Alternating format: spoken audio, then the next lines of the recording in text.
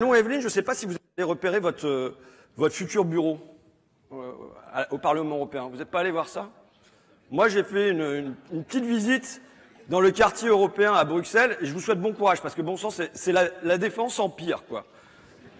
C'est des grandes dalles de béton, c'est des bâtiments de fer et d'acier, c'est complètement déshumanisé. Je ne sais pas si c'est à l'image de notre Europe, mais et devant l'entrée du Parlement européen, il y a une petite plaque. Je ne sais pas si Jean-Luc l'a remarqué parce que lui, il est allé à Bruxelles et Strasbourg.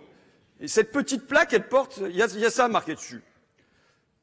C'est par les discours, les débats et les votes que doivent se résoudre les grandes questions avec détermination, patience et dévouement. Bon. Mais ça, on s'en branle un peu. Ah, excusez-moi.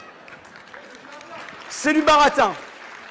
C'est du baratin. Ce qui est intéressant, c'est la signature. Qui signe ça? C'est signé CEAP. CEAP, c'est marqué en dessous ce que ça veut dire. Society of European Affairs Professional Incorporating, FELPA. Fédération européenne du lobbying et public affairs. C'est donc le lobby qui, à Bruxelles, rassemble tous les lobbies, qui a sa plaque apposée devant l'entrée du Parlement européen. Et en dessous, c'est encore écrit ceci, inauguré le 6 décembre 2001 par Nicole Fontaine, présidente du Parlement européen. Ça veut dire qu'on a là, gravé dans le marbre, scellé l'amitié entre les députés européens et les lobbies. Devant le Parlement. Alors, en même temps, quand on dit lobby, vous savez, moi je pense que c'est un mot trop faible. Parce que, bon, je l'utilise aussi, mais lobby, ça fait presque comme si il y avait besoin d'une pression de l'extérieur, vous voyez. Or, c'est pas ça qui se passe à Bruxelles. Maintenant, on peut dire que c'est pas ça qui se passe non plus à l'Élysée. On n'a pas besoin de pression de l'extérieur pour que Juncker obéisse aux intérêts des financiers. L'Europe est colonisée de l'intérieur. Elle est colonisée de l'intérieur par les intérêts privés. Je veux dire, par exemple, nous, à l'Assemblée, est passé le secret des affaires, une loi sur le secret des affaires. Quand on fait la généalogie de comment est né le projet, dès le départ, c'est Monsanto, Bayer, Dupont de Nemours, donc les plus grands chimistes de la planète, qui écrivent le texte de loi pour la Commission européenne. Mais ça, cette complicité, pour moi, elle ne date pas d'hier. Il faut démonter le mythe d'une Europe qui aurait mal tourné. Je me souviens d'une émission de télé où il y avait Jacques Delors, ce saint homme. Hein. Lui, il est canonisé vivant, c'est bon. Lui-même l'expliquait. En 1985, il devient président de la Commission européenne. Et là, la European Round Table, alors qu'est-ce que c'est que ce truc-là? La table ronde des industriels qui rassemble les 45 plus gros industriels européens. Donc il y a Siemens, il y a Volvo, il y a Whirlpool d'ailleurs, il y a tout cela. Ils font un livre blanc, eux, où ils demandent la suppression des barrières commerciales. Et là, Jacques Delors, qui arrive aux affaires, président de la Commission européenne, il lui vient une idée originale, c'est la suppression des barrières commerciales. Et ça va devenir l'acte unique européen. Première idée de génie comme ça, mais rebelote en 1991. Et c'est Jacques Delors qui l'explique lui-même. Donc juste après la chute du mur, cette même European Round Table font un autre livre blanc, et à deux idées là, ce qu'il faudrait faire, ils disent, c'est la monnaie unique. Et ce qu'il faudrait faire, c'est l'extension vers l'Est. Et là, Jacques Delors a une idée. C'est la monnaie unique, et c'est l'extension vers l'Est. Ça va devenir, entre autres, le traité de Maastricht. C'est-à-dire des traités qui sont écrits par les financiers eux-mêmes.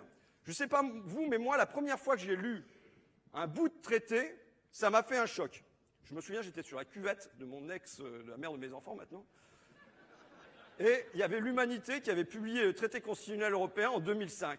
Et je me disais, putain, ça va être un texte obscur, je vais rien y comprendre, c'est pas pour moi, je suis pas juriste. Je lis ça, et en fait, c'était tellement clair, leur projet. Je ne sais pas si vous avez eu le même sentiment, mais quand évidemment on revient... Ah, censure. Quand on revient comme une obsession de toutes les deux lunes, concurrence libre et non faussée, on a compris.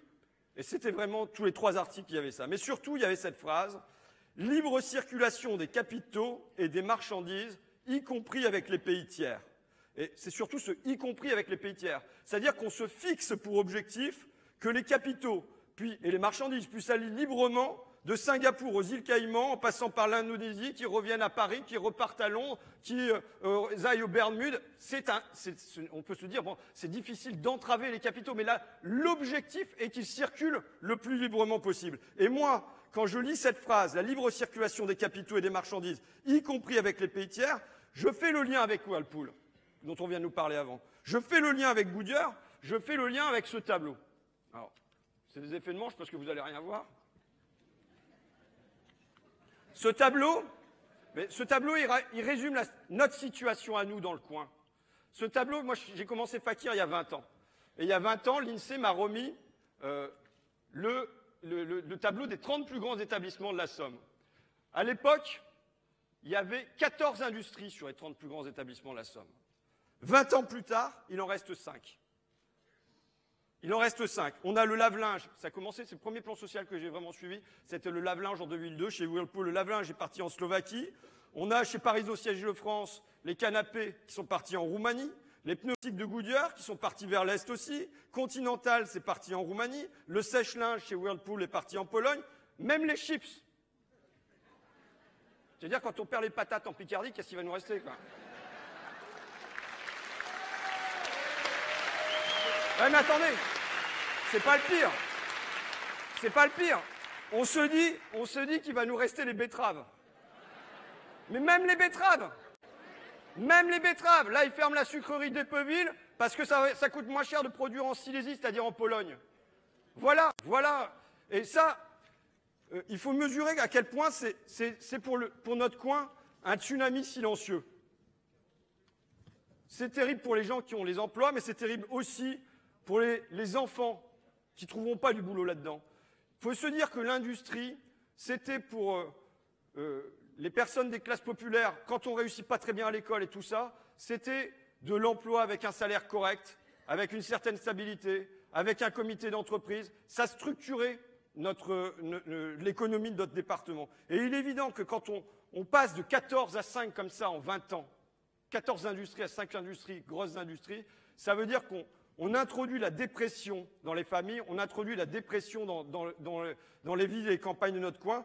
Et cette dépression, elle a évidemment des conséquences politiques. Ça veut dire qu'on le sait, que dans notre coin, il faut s'échiner. Il faut s'échiner à répéter. Il faut s'échiner à répéter tout le temps qui est l'adversaire. Est-ce que l'adversaire, c'est l'actionnaire ou est-ce que l'adversaire, c'est l'immigré?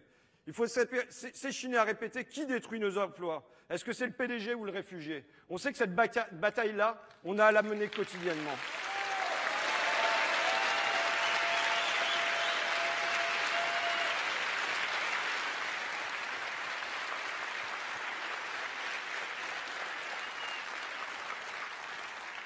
Depuis 30 ans, ils laissent faire.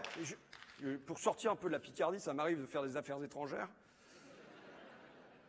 Je me trouvais à côté de Clermont-Ferrand dans une boîte qui s'appelle Luxfer, qui fabrique les bouteilles pour les pompiers et les hôpitaux. Quand vous allez chez les pompiers ou dans les hôpitaux, ils ont ça dans le dos et ça vient toujours de là-bas, Gerza, à côté de Clermont-Ferrand depuis 80 ans. C'est fini. C'est fini. Bon, les ouvriers m'ont fait visiter l'usine et tout ça. Bon. Mais surtout, ils sont allés voir le ministère de la reconquête industrielle. Vous voyez, avant, déjà, on avait le redressement productif, c'était pas mal, c'est déjà assez pompeux. Maintenant, ils ont trouvé pire, c'est la reconquête industrielle. C'est-à-dire, plus il y a d'inaction, plus il faut des grands mots pour couvrir l'inaction. Mais bon, la réponse du délégué à je sais pas trop quoi était celle-là. Les actionnaires, c'est comme quand un enfant casse son jouet, on ne peut rien faire, ça s'appelle le libéralisme. Alors, moi, j'ai jamais mis de claque à mes gosses. C'est parfois tentant. Mais je me surprends à voir ce bilan, 0 baffe depuis qu'ils sont nés. Mais par contre, bon sang, si jamais tes gosses, ils détruisent pas un jouet, mais tous leurs jouets tout le temps, depuis 20 ans,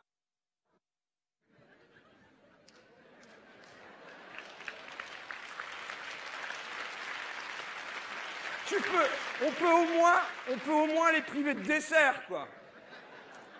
Et là, les actionnaires, ils ont le dessert quand même. On peut rien faire. Pourquoi cette impuissance, ce choix de l'impuissance? Je le dis, parce que ceux qui sont délocalisés, ce ne sont pas les technos de Bercy, ce ne sont pas les éditorialistes de la grande presse. Si on leur disait que c'est à eux qui doivent aller, enfin qu'en Roumanie ils sont bien moins chers et qu'on les liquide tous, ben d'un seul coup vous auriez des grands éditoriaux sur le fait qu'il faut instaurer du protectionnisme, qu'il faut des quotas d'importation sur les éditoriaux, des trucs comme ça.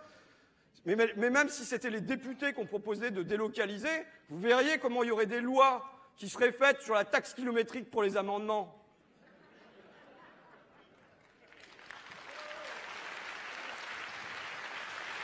Donc il y a le choix de l'impuissance parce que ça touche les gens qui ne sont rien. Maintenant, il faut bien comprendre que ça n'est pas un dommage collatéral de cette Europe. C'est pas une erreur, c'est pas « ah bah tiens, on voulait faire d'Erasmus et puis ça a dérapé. Toute l'industrie est partie à l'Est, il y a eu un glissement de terrain », c'est pas ça. C'est pas ça. Au contraire, c'est leur projet. C'est le cœur de leur projet. Ce dumping social, fiscal et environnemental, c'est le cœur de leur Europe qui est faite pour eux et qui est faite par eux. D'ailleurs, ça rend les riches heureux. Alors, j'ai une somme de citations là. J'ai essayé hier, Parisot, Kessler. Vous en voulez? Je vais juste garder Bernard Arnault, d'accord? Mon chouchou. Il dit ceci. De la libération des prix, la flexibilité du marché du travail, en passant par la fiscalité, c'est à notre engagement européen et lui seul que nous devons autant de réformes successives que nous n'aurions pas su ou pas pu mener nous-mêmes. Là où la fiscalité pénalise l'économie, la concurrence intra-européenne exercera une pression telle que nos futurs gouvernements devront renoncer à quelques aberrations qui alimentent d'importantes sorties de capitaux.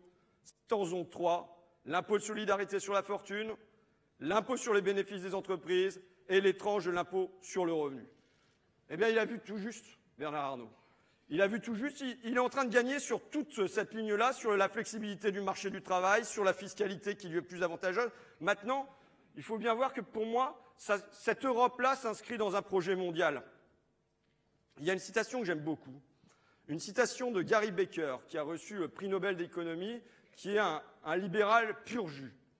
Et il écrit ça en 1993.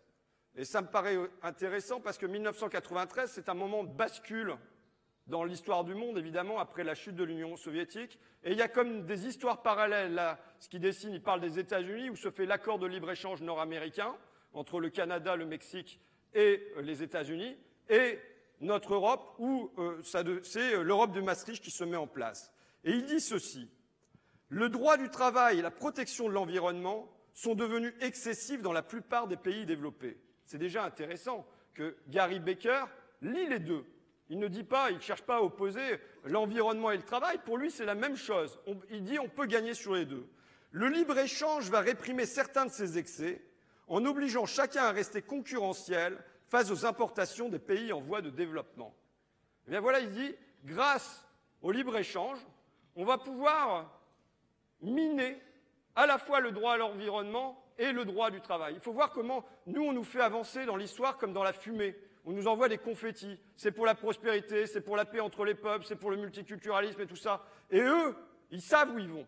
Ils voient clair dans leurs intérêts. Une autre citation un peu dans le même genre que j'aime bien, à peu près à la même époque, Laurence Summers, qui était chef économique de la Banque mondiale, en 1991, et dans une note qui s'appelle sur les bonnes pratiques environnementales. Juste entre vous et moi. La Banque mondiale ne devrait-elle pas encourager davantage la migration des industries sales vers les pays les moins développés? La logique économique derrière le déchargement de déchets toxiques dans les pays aux bas salaires est irréprochable. Vous savez, c'est Alain Madelin, à peu près à cette époque-là aussi, qui parlait de l'Europe comme une assurance vie contre une expérience socialiste. Moi, je pense qu'à vrai dire, pour eux, c'était une assurance vie contre toute expérience, contre tout projet fiscal. Si vous voulez faire un progrès fiscal, vous nuisez à la compétitivité du pays. Vous voulez de la justice sociale, vous nuisez à la compétitivité du pays. Vous voulez des normes environnementales, vous nuisez à la compétitivité du pays. Donc c'est en fait la possibilité pour eux, via cette concurrence permanente, de tirer le frein à main de l'histoire. voire de la mettre en marche arrière. En fait, c'est un interdit de la politique. Là, même quand on est à l'Assemblée, on le voit bien à quel point le dogme, c'est la concurrence. Et sur des trucs, par exemple, le nouveau pacte ferroviaire l'année dernière, il y avait 83 fois le mot concurrence à l'intérieur. 0 fois le mot biodiversité, 0 fois le mot réchauffement, 0 fois le mot climat, mais 83 fois le mot concurrence. Jusqu'à des aberrations. Dans la loi sur l'agriculture, à un moment, on se dit, bon, bah, ça serait bien qu'on puisse dire que les cantines, elles achètent près de chez eux, près de chez elles, vous voyez, qu'elles fassent vivre l'agriculture du coin. Et bien ça, c'est pas possible parce que ça viendrait nuire à la concurrence. Donc là, on a vraiment une norme qui domine le reste de la société. Donc évidemment, il faut désobéir à ces traités. Évidemment, il faut les raturer. Évidemment, il faut en déchirer certains. Mais je dirais autre chose, peut-être parce que je suis empreint d'un patriotisme picard, mais je dirais que la France n'est pas une île. Ce n'est pas la Grande-Bretagne. Pour moi, elle ne doit pas tourner le dos au continent, elle ne doit pas lui montrer son cul. Je crois qu'on va changer l'Europe à 28, je suis dubitatif. En revanche, tant l'Europe me semble libérale dans son ADN, comme si, quand on va à Bruxelles et qu'on rencontre les fonctionnaires européens, c'est vrai qu'on a l'impression d'avoir des petits soldats de Milton Friedman, quoi, toute une armée qui s'est développée là-bas. Mais si vous voulez, j'ai pas mal joué dans mon film à « Si j'étais Macron ». Si j'étais Hollande, je jouerais 2 secondes à « Si j'étais Hollande ». Si j'étais le Hollande de 2012, le Hollande de 2012 qui dit qu'il veut changer l'Europe. Mais la première chose qu'il doit faire, enfin Jean-Luc s'exprimera sans doute beaucoup mieux là-dessus que moi, mais la première chose qu'il doit faire, à mon avis, c'est entamer une tournée des pays du Sud. Une tournée. Il doit passer par Lisbonne, il doit passer par Madrid, il doit passer par Rome, il doit passer par Athènes, il doit passer par tous les pays. Il doit passer par tous les pays qui souffrent. Et même quand ce sont des gouvernements de droite, il peut trouver des alliés. Parce que ce sont des pays qui sont en souffrance. Et donc il faut aller construire, je crois, à une France qui peut être le leader d'une Europe du Sud, de l'Europe qui est en souffrance. Maintenant, bon, je ne veux pas qu'on se mente. Je ne sais pas trop faire. Je ne crois pas que c'est au Parlement européen qu'on va transformer cette grande donne-là ce printemps. Je crois que pour beaucoup, le Parlement européen, et comme le Parlement, vous savez, à Paris, c'est un Parlement d'impuissance quand même. C'est l'exécutif, c'est le président de la République qui envoie ses lois, elles passent technocratiquement par les ministères, et nous, on est une chambre d'enregistrement.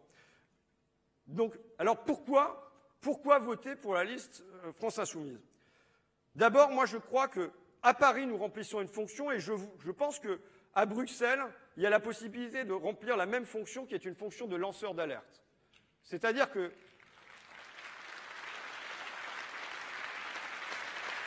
on n'a pas la possibilité de transformer les textes. C'est pas.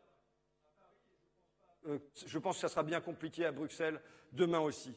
En revanche, être là comme une vigie et surveiller, nous, ce qui se passe sur le secret d'affaires, ce qui se passe sur le glyphosate, ce qui va se passer demain sur l'aéroport de Paris dans l'hémicycle. Je pense que être cette vigie-là et essayer d'être un porte-voix pour venir dire au reste du pays ce qui se passe à Bruxelles, avoir un œil et une oreille là-bas, ça me paraît vachement utile, avec, je dirais, des spécialités. Manon, sur la fiscalité, avec tout son parcours à Oxfam. Evelyne, évidemment, chez Goodyear sur les délocalisations, mais aussi on a Marina, qui est une vraie spécialiste sur les travailleurs détachés. Et je pense qu'avoir des lanceurs d'alerte qui ont un œil et une oreille là-bas, ça peut nous être utile à tous.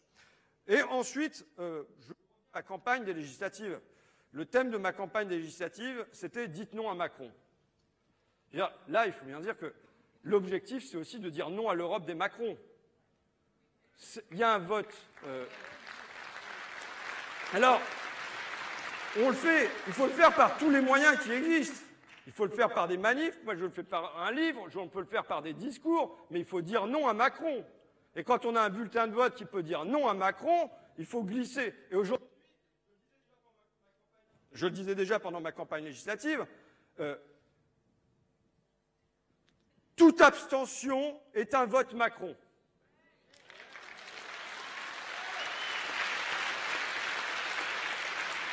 Ne pas voter, c'est voter Macron. Et il compte là-dessus. Il compte sur l'abstention, il compte sur l'éloignement, notamment des classes populaires, il compte là-dessus. Donc, déjà pendant ma campagne, la principale bagarre que j'avais à mener, c'était pas pour qu'on vote pour moi, c'est pour qu'on vote tout court. Parce que toute voix qui ne venait pas, toutes les personnes qui n'allaient pas se déplacer, c'est comme s'ils laissaient faire l'inertie, et l'inertie, en l'occurrence, était macroniste. J'ai un slogan que je vais placer. Le slogan de ma campagne, c'était « Dites non à Macron ». Je vous propose un nouveau slogan, c'est « Dites Manon à Macron ».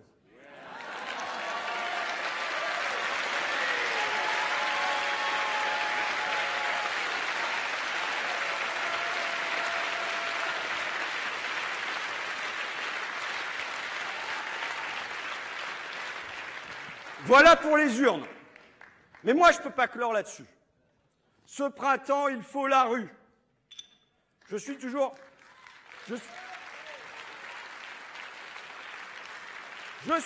partisan du Front populaire. Le Front populaire, c'est la rue et les urnes. Contre le banquier à l'Élysée, il faut le bout de papier dans l'urne. Mais le bout de papier ne suffira pas. C'est pas assez. On a eu un automne-hiver extraordinaire. Il nous faut un joli mois de mai. Il faut y aller. Il faut les secouer. Alors, tiens, j'ai vu un truc ce matin. Où est-ce qu'il est? Merde. Ah, voilà. J'ai vu mon président de la commission. Alors, c'est pas mon président préféré. Mon président préféré est assis au premier rang.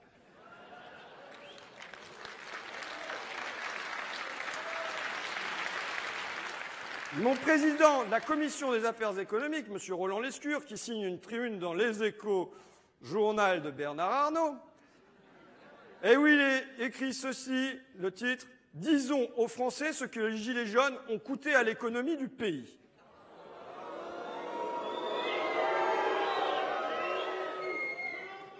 Et il écrit « J'ai saisi le président de l'Assemblée nationale pour proposer aux députés de mener en toute transparence les investigations et les évaluations pour que soit connu le prix des dégâts commis au nom de la liberté de manifester, ainsi que les répercussions sociales et économiques dans les secteurs impactés. » Je voudrais proposer à notre groupe de demander au président de l'Assemblée nationale une mission pour évaluer ce que les Gilets jaunes ont.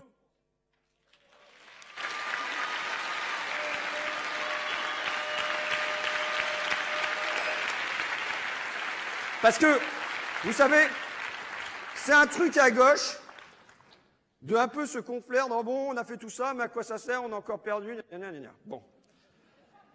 Moi, je dis, quand on a gagné un peu, c'est peu, mais il faut le dire. Il faut le dire.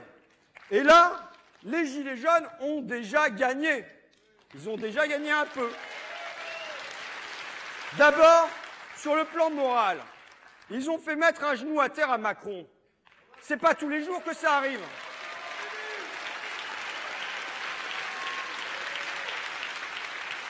Ensuite, sur le budget, même sur le fric, il y a un avocat d'affaires qui est passé me voir à l'Assemblée nationale, et un avocat d'affaires proche des Gilets jaunes. Il y a comme ça des anomalies sociales, il faut les accepter. Mais rien ne vaut les transfuges, vous savez. Et il m'est venu et il m'a balancé ça. Là, vous avez le budget 2019 avant les Gilets jaunes. Alors là, vous avez les 1%, boum, ils explosent, et puis les restes, ils perdent en gros. Et là, vous avez le budget après les Gilets jaunes. Le 1%, ils gagnent toujours, mais on voit que tous ceux du milieu, ils se mettent à gagner. C'est pas rien. C'est une transformation du budget sous l'impact des Gilets jaunes. Mais même, vous savez, il y a un truc qui s'appelle la prime Macron, là. Hein? La prime Macron, alors les salariés de Engie, de Carrefour, même voilà, à Amiens, la mission locale, ils sont allés négocier en disant nous aussi on y a droit, ils ont obtenu ça. J'aurais dit, il y en a de la mission locale là? Non? Bon. J'aurais dit, mais c'est pas la prime Macron, c'est la prime Gilets jaunes.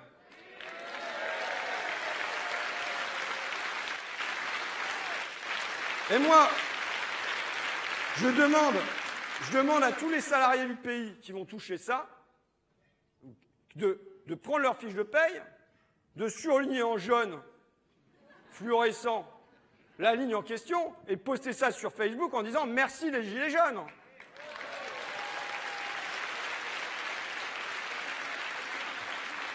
Mais Vous savez, lundi, il y a un petit truc qui est passé à l'Assemblée nationale sur la taxation des GAFA, de Google, Amazon, Facebook et tout ça.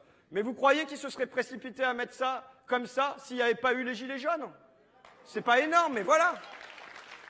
Et alors, il faut bien se dire que ce mouvement, j'en vois des Gilets jaunes là dans la salle, ce mouvement a reposé sur une tête d'épingle. Il faut se dire, mais bon sang, avec le peu qu'ils étaient, quelques dizaines de milliers de personnes, quelques centaines de milliers de personnes dans les meilleurs moments, ils ont obtenu tout ça. Si on s'y mettait tous. Moi, je crois que la victoire appelle la victoire, l'énergie appelle l'énergie, la volonté appelle la volonté. Pour conclure, comment on va faire? La solution nous est apportée par l'Élysée lui-même et dans l'autre journal de Bernard Arnault, Le Parisien. En une, vous avez Macron, pourquoi il est si seul? Ouais. Vous êtes triste. Oui, j'entends, mais on apprend dedans que quand il va pas bien, Brigitte lui prépare des omelettes. Bon, tout ça est passionnant. Mais surtout, on lit dedans, il est sous l'eau, rincé, essoré, et on n'est pas loin du burn-out.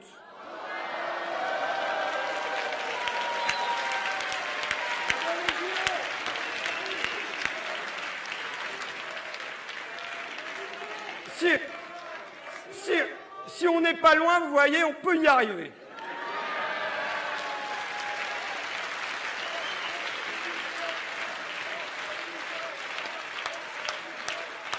Alors, en plus, moi, j'avais fait une proposition de loi à l'Assemblée nationale sur la reconnaissance du burn-out comme maladie professionnelle. Si ça peut servir pour commencer aux locataires de l'Élysée, je n'y suis pas hostile.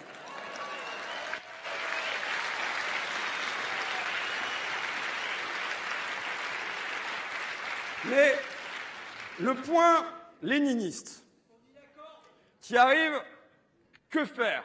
Que faire? La réponse nous est livrée à la fin du papier, où un proche d'Emmanuel Macron est interrogé et on nous dit qu'il angoisse. Je vous livre la cause de son angoisse. Je ne vois pas comment on sort de ça. Avec les beaux jours, les gilets jaunes vont revenir et installer des barbecues sur les ronds-points.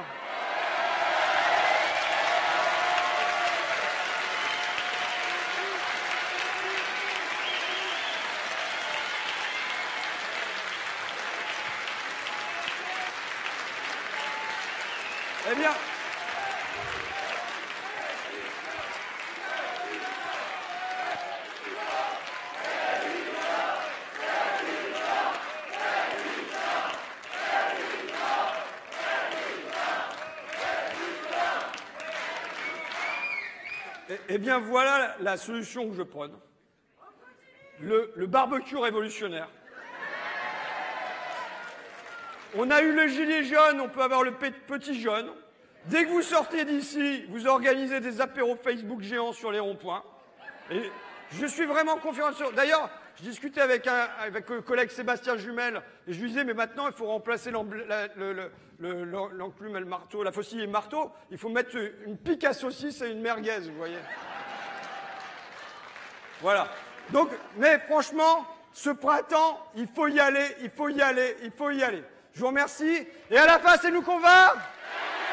Et à la fin, c'est nous qu'on va.